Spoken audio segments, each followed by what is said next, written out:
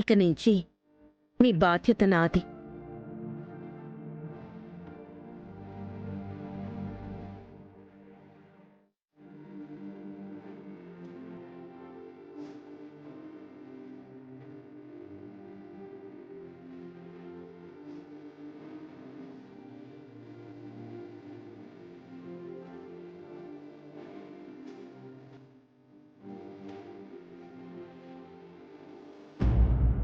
నువ్వు 2 రూపాల్లో నాకు తోడుగా ఉంటూ మన కుటుంబం కోసం చాలా కష్టపడ్డావు సుమతి. నేనే నిన్ను గుర్తించలేకపోయాను. 2 సార్లు నిన్ను దూరం చేసుకున్నాను.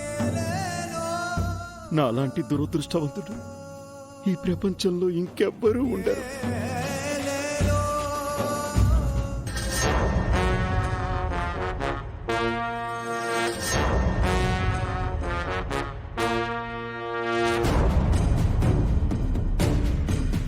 బాధపడుకు జన. సుమతి భౌతికంగా మన మధ్య లేకపోయినా మన మనసులో ఎప్పటికీ ఉంటుంది. సీత సుమతక్కను చంపుండకపోతే అందరం ఎంతో సంతోషంగా ఉండేవాళ్ళం బావగారు.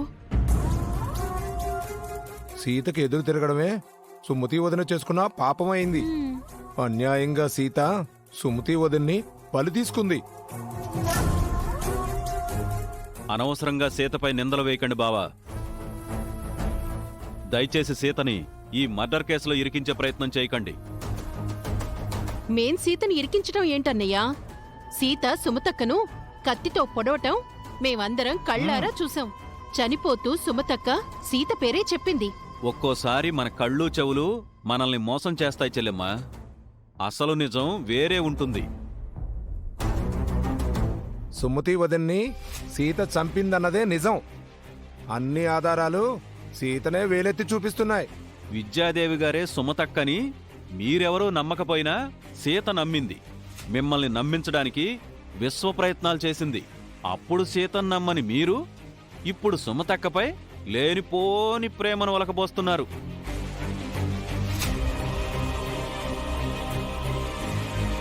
ఒక్క విషయం గుర్తుపెట్టుకోండి, సుమతక్క సీతకు మేనత్త, స్వయాన రామ్కు అమ్మ.